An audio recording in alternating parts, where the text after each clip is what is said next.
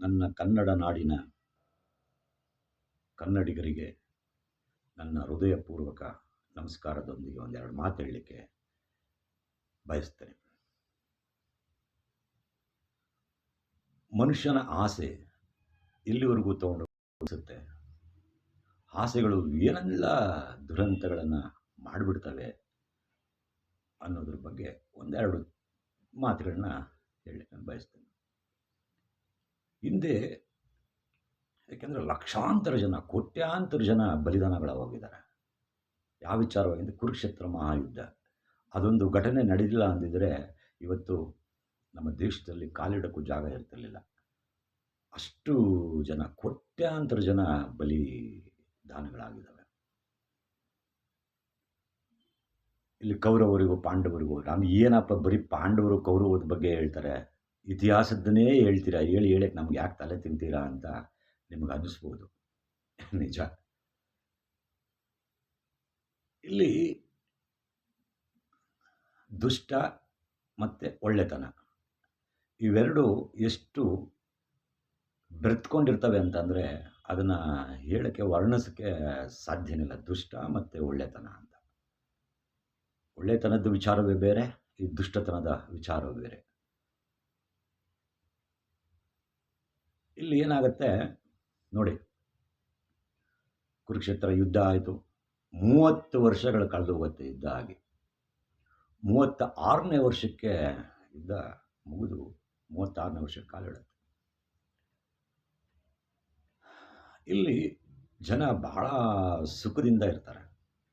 ನೋಡಿ, ಯಾಕೆ ನಾನು ಜನ ಭಾಳ ಸುಖದಿಂದ ಇರ್ತಾರೆ ಅಂತ ಹೇಳಕ್ಕೆ ಬಯಸ್ತೀನಿ ಅಂತಂದರೆ, ಆಗ ಹಿಂದೆ ತುಂಬ ಸಭ್ಯವಂತರು, ಗುಣವಂತರು, ಆಮೇಲೆ ಒಂದು ಮಾತು ಕೊಟ್ಟಿದ್ದನ್ನು ಅದನ್ನು ಅದೇ ರೀತಿ ನಡ್ಕೋತಿದ್ರು. ಆ ಥರ ಹಳೇ ಜನ ಮಹಾನ್ ಭಾವರು. ಅವರಿಗೆ ನಾವು ಎಷ್ಟು ಕೈ ಮುಗಿದ್ರೂ ಸಾಲದು, ಎಷ್ಟು ಹೊಗಳಿದ್ರೂ ಸಾಲದು. ಆ ಥರ ದಿನಗಳು ಇದ್ದು ಹಿಂದೆ.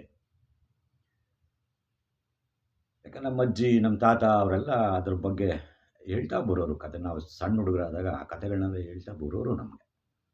ಹಿಂಗಿತ್ತು, ಆಗಿತ್ತು ಅಂತೆಲ್ಲ ಹೇಳ್ತಿದ್ರು. ಅದನ್ನು ನಾವು ಕೇಳ್ಕೊಂಡು ಬೆಳೆದವರು ನಾವು. ಬರ್ತಾ ಬರ್ತಾ ಮನುಷ್ಯನ ಜ್ಞಾನ, ಅವನ ಬೆಳವಣಿಗೆ ಜಾಸ್ತಿ ಆದಾಗೆಲ್ಲ ಏನಾಗ್ತಾ ಹೋಯಿತು, ಅತಿರೇಕಕ್ಕೆ ಹೋಗ್ತಾ ಇತ್ತು.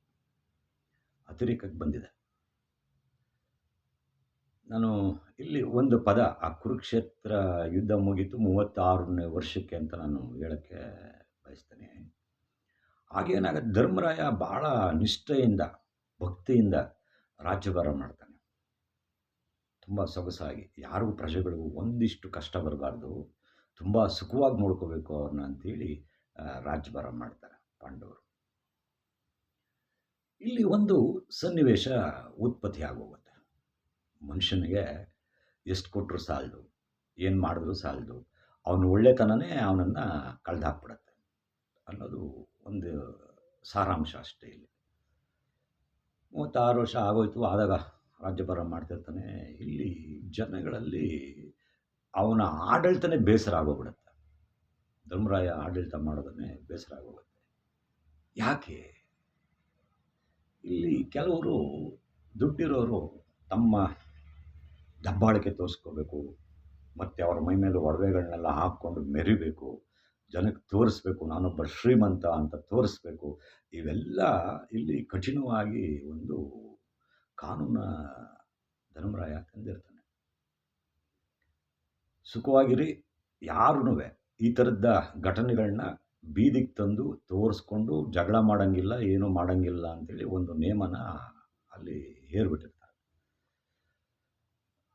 ಹಂಗಾಗಿ ಒಂದು ದಿನ ಏನಾಗತ್ತೆ ಅಂದರೆ, ಜನ ಒಂದು ಸಭೆ ಸೇರ್ತಾರೆ. ಒಂದು ದೇವಸ್ಥಾನದಲ್ಲಿ ಒಂದು ಸಭೆ ಸೇರ್ತಾರೆ. ಸಭೆ ಸೇರಿದಾಗ ಗೊತ್ತಲ್ಲ, ದೊಡ್ಡವರು ಏನು ಮಾತಾಡ್ತಾರೆ ಬಿಡ್ತಾರೆ ಅಂತ. ಆ ಸಭೆಯಲ್ಲಿ ಒಂದು 10 ಜನ ಕೂತ್ಕೊಳ್ತಾರೆ. ಸಭೆಯಲ್ಲಿ ಚರ್ಚೆ ಮಾಡ್ಲಿಕ್ಕೆ ಕೂತ್ಕೊಳ್ತಾರೆ.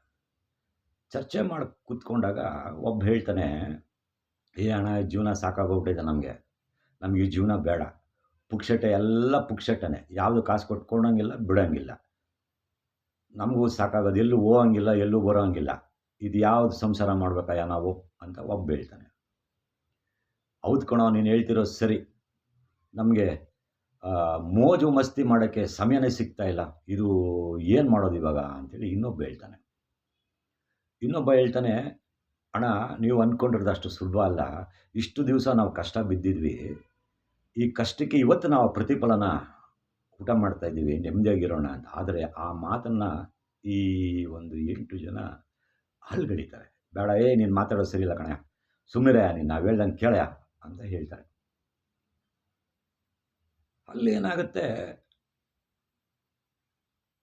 ಒಂದು ಪದ ಏನು ಧರ್ಮರಾಯ ಆ ಶಾಸನದಲ್ಲಿ ಅಂದರೆ ಅವರು ಆಜ್ಞೆ ಹೊರಡಿಸಿರ್ತಾರೆ ಅಂದರೆ, ಮಾಡಿ, ನೀವು ಏನು ಮಾಡ್ಕೋತಿರೋ ಮಾಡ್ಕೊಳ್ಳಿ, ಆದರೆ ನಿಮ್ಮ ಮನೆಯವರ ಜೊತೆ, ನಿಮ್ಮ ಮಕ್ಕಳ ಜೊತೆ, ನಿಮ್ಮ ಮೊಮ್ಮಕ್ಕಳ ಜೊತೆ ಅಷ್ಟೇ ಮಾತ್ರ ನೀವು ಖುಷಿಯಿಂದ ಇದ್ದು ಆಚರಣೆ ಮಾಡಿ. ಅದಕ್ಕೆ ನಾವು ಯಾರೂ ಆಕ್ಷೇಪಣೆ ಮಾಡೋದಿಲ್ಲ. ಮತ್ತು ಈ ವಿಚಾರವನ್ನು ಬೀದಿಗೆ ತರಬಾರದು. ಬೀದಿಯಲ್ಲಿ ತಂದು ಇದನ್ನು ಆಸೆ ಎಂಬ ಪದಗಳಲ್ಲಿ ಬೀದಿಯಲ್ಲಿಟ್ಟು ಜನರ ಮುಂದೆ ನಡ್ಕೊಂಡ್ರೆ ಅದನ್ನು ಸಹಿಸಲ್ಲ, ಅವರಿಗೆ ಕಠಿಣ ಶಿಕ್ಷೆ ಕೊಡಲಾಗುತ್ತದೆ ಅಂತ ಹೇಳ್ಬಿಡ್ತಾರೆ. ಆಗ ಜನರು ಬಹಳ ಮುಜುಗರಕ್ಕೆ ಸಿಕ್ಕಾಕೊಂಡ್ಬಿಡ್ತಾರೆ. ಇದೇನಯ್ಯ ಇದು ಅಂತ.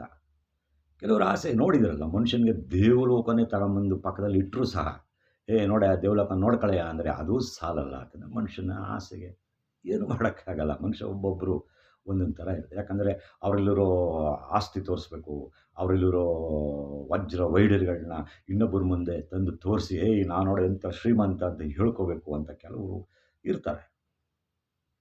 ಬಡವರು ಇರ್ತಾರೆ ಪಾಪ. ಅವರಿಗೆ ಕೆಲವೊಮ್ಮೆ ನಮಗೆ ಊಟ ಸಿಕ್ಕರೆ ಸಾಕಪ್ಪ, ಇವತ್ತಿನ ಜೀವನ ನಡೆದ್ರೆ ಸಾಕಪ್ಪ ಅನ್ನೋರು ಇರ್ತಾರೆ. ಇಲ್ಲಿ ಮನುಷ್ಯನಲ್ಲಿ ಬಹಳ ವ್ಯತ್ಯಾಸಗಳು ಕಂಡು ಬರ್ತವೆ. ಮತ್ತು ನಾನು ಧರ್ಮರಾಯರ ಒಂದು ಆಸ್ಥಾನಕ್ಕೆ ಮತ್ತೆ ನಾನು ವಾಪಸ್ ಬರ್ತೀನಿ. ಇಲ್ಲೇನಾಗುತ್ತೆ, ಮತ್ತೆ ಇಲ್ಲಿ ಸಭೆ ಸೇರಿರ್ತಾರೆ ಜನ. ಈ ಸಭೆಯಲ್ಲಿ ಏನು ನಡೆಯುತ್ತೆ, ಸಭೆಯಲ್ಲಿ ಹೇಳ್ತಾರೆ, ಹಣ ಇವೆಲ್ಲ ಜೀವನ ಅಲ್ಲ. ಸುಮ್ಮನೆ ಕೂತ್ಕೊಂಡು ತಿನ್ಕೊಂಡು ಎಷ್ಟು ದಿವಸ ಕೂತ್ಕೊಂಡು ತಿಂತೀಯಪ್ಪ, ಎಷ್ಟು ದಿವಸ ಓಡಾಡ್ಕೊಂಡು. ಅಲ್ಲಪ್ಪ, ನೀನು ಓಡಾಡ್ಕೊಂಡಿರಯ್ಯ, ಯಾರು ಬೇಡ, ನೀನು ಸುಖವಾಗಿ ಓಡಾಡ್ಕೊಂಡಿರಯ್ಯ, ಯಾರೂ ನಿನ್ನನ್ನು ಕೇಳೋದೇ ಇಲ್ವಲ್ಲಪ್ಪ ಅಂತ ಇನ್ನೊಬ್ಬ ಹೇಳ್ತಾನೆ. ಇಲ್ಲ ಇಲ್ಲ, ಇದೆಲ್ಲ ನಮ್ಗೆ ಇಷ್ಟ ಇಲ್ಲ, ನಮಗೆ ಬೇರೆ ಥರ ಜೀವನ ಬೇಕು ಅಂತ.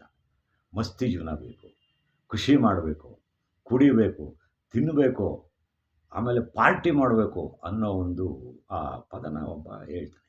ನೋಡಿ, ಆ ಪಾರ್ಟಿ ಮಾಡಬೇಕು, ಮೋಜು ಮಸ್ತಿ ಮಾಡಬೇಕು ಅಂತ ಹೇಳಿದ ತಕ್ಷಣ ಇಷ್ಟು ಜನನೂ ಅವನ ಕಡೆ ಗಮನ ಹರಿಸ್ತಾರೆ. ಹೌದಲ್ವಾ? ಸುಮ್ಮನೆ ತಿನ್ಕೊಂಡು ಉಣ್ಕೊಂಡಿದ್ರೆ ಹೆಂಗೆ ಕತೆ, ಮಾಡಲೇಬೇಕು ಅಂತೇಳಿ ಹೇಳ್ತಾರೆ. ಹೇಳಿದಾಗ ಏನಾಗುತ್ತೆ, ಧರ್ಮರಾಯನ ಆಸ್ಥಾನದಲ್ಲಿ ಇವರೆಲ್ಲ ಜನ, ಯಾಕಂದರೆ ದುಡ್ಡು ಇರ್ತಕ್ಕಂಥವ್ರು, ಶ್ರೀಮಂತರುಗಳು, ಅವರೆಲ್ಲ ಅವ್ರ ಮಾತನ್ನೇ ಬಡವರು ಕೇಳಲೇಬೇಕು. ಕೇಳಲಿಲ್ಲ ಅಂದರೆ ಆಗೋದೇ ಇಲ್ಲ. ಅವಾಗೇನಾಗುತ್ತೆ, ಮೆತ್ತಗೆ ಏನು ಮಾಡ್ತಾರೆ, ರಾತ್ರಿ ಹೊತ್ತು ಇವುಗಳನ್ನೆಲ್ಲ ಶುರು ಮಾಡ್ತಾರೆ. ದಾರು ಕುಡಿಯೋದು, ಜೂಜಾಡೋದು, ವೈಶ್ಯವಾಟಿಕೆ, ಇಂಥವೆಲ್ಲ ಈ ಕತ್ತಲಾದ ಮೇಲೆ ಇವನ ಸದ್ದು ಗದ್ದಲವಿಲ್ಲದೆ ನಡೆಸ್ಕೊತಾ ಬಂದ್ಬಿಡ್ತಾರೆ. ನೋಡಿ, ಇದು ಜನ ಎಷ್ಟು ಸುಖದಿಂದ ಇರ್ತಾರೋ ಆ ಸುಖ ಇಲ್ಲಿ ಅವರು ಬೇರೆ ರೀತಿ ಸುಖಗಳನ್ನ ಅನುಭವಿಸೋಕೆ ಹೋಗ್ತಾರೆ. ಮತ್ತು ಇಲ್ಲಿ ಎಷ್ಟು ಕಷ್ಟಕ್ಕೆ ಸಿಕ್ಕಾಕೋತಾರೆ ಅವರು. ಆಗೇನಾಗುತ್ತೆ, ಇವೆಲ್ಲ ಸಂಜೆ ಹೊತ್ತು ಪ್ರಾರಂಭ ಆಗಿಬಿಡುತ್ತೆ. ಧರ್ಮರಾಯನಿಗೂ ಒಂದು ಸತಿ ಅವನಿಗೂ ಬೇಸರ ತಗೋಗುತ್ತೆ. ಈ ಜನರು ಮಾತಾಡೋದು ಇದು ಎಲ್ಲ ಕೇಳಿ ಅವನಿಗೂ ಬೇಸರ ತಗೋಗುತ್ತೆ. ನಾವು ನೋಡೋಣ ಅದು ಏನಾಗುತ್ತೆ ಅಂತೇಳಿ ಧರ್ಮರಾಯರನ್ನು ಸುಮ್ಮನೆ ಇರ್ತಾರೆ. ಆಗೇನಾಗುತ್ತೆ, ಇದೆಲ್ಲ ಶುರುವಾಗೋಗುತ್ತೆ. ಶುರುವಾದಾಗ ನೋಡಿ, ಜನ ಎಷ್ಟು ಕ್ರೂರತನ ಹೋಗ್ಬಿಡ್ತಾರೆ. ಎಷ್ಟು ಒಳ್ಳೆ ಸಾಮ್ರಾಜ್ಯವನ್ನು ಕಟ್ಟಿದಾಗ ಈ ಜನ ಮಾಡಿಕೊಳ್ಳುವಂಥ ವ್ಯವಸ್ಥೆಗಳು ಹೆಂಗಿರ್ತವೆ ಅನ್ನೋದಕ್ಕೆ ಒಂದು ಕಾರಣ. ಮೋಜು ಮಸ್ತಿ ಇವೆಲ್ಲ ಮಾಡೋಕ್ಕೆ, ಜೂಜಾಟ ಇವೆಲ್ಲ ಹೋದಾಗ ಮನುಷ್ಯರು ಒಳ್ಳೆ ಥರ ಎಷ್ಟು ಜನ ಕೆಟ್ಟೋಗ್ತಾರೆ ಅನ್ನೋದಕ್ಕೆ ಕಾರಣ. ತನ್ನ ಹೆಂಡತಿ ಮಕ್ಕಳು ಬೀದಿಗೆ ಬಂದುಬಿಡ್ತಾರೆ ಅಂತ ಸಹ ನೋಡೋದೇ ಇಲ್ಲ ಅದನ್ನು. ನಾನು ಇವತ್ತು ಇಷ್ಟನ್ನು ಮಾತನಾಡಿದ್ದೀನಿ. ಮುಂದೆ ಇನ್ನೊಂದು ಸಂಚಿಕೆಯಲ್ಲಿ ಇದನ್ನು ವಿಸ್ತಾರವಾಗಿ ಹೇಳಲಿಕ್ಕೆ ಬಯಸ್ತೇನೆ. ಈಗ ಇಷ್ಟೇ ಕೊಡೋಕ್ಕಾಗಿ ಯಾಕಂದರೆ ಸಮಯಾಭಾವ. ಸಮಯಾಭಾವದಲ್ಲಿ ನಾವು ಎಷ್ಟು ಮಾತನಾಡಬೇಕೋ ಅಷ್ಟೇ ಮಾತನಾಡಬೇಕು. ಆಮೇಲೆ ಬೋರ್ ಹೊಡೆದ್ಬಿಡುತ್ತೆ ಮಾತಾಡ್ತಾ ಹೋದ್ರೆ. "ಏಯ್ ಏನು ಹಳೆ ಪುರಾಣನೇ ಹೇಳ್ತಿದ್ಯಲ್ಲಯ್ಯ ನೀನು, ಹೊಸ್ದಾಗಿ ಏನು ಹೇಳಯ್ಯ" ಅಂತ ಹೇಳೋರು ಇರ್ತಾರೆ. ಮುಂದಿನ ಸಂಚಿಕೆಯಲ್ಲಿ ಮತ್ತೊಂದಿಷ್ಟು ವಿಚಾರಗಳನ್ನ ಮಾತಾಡೋಣ. ನಮಸ್ಕಾರ.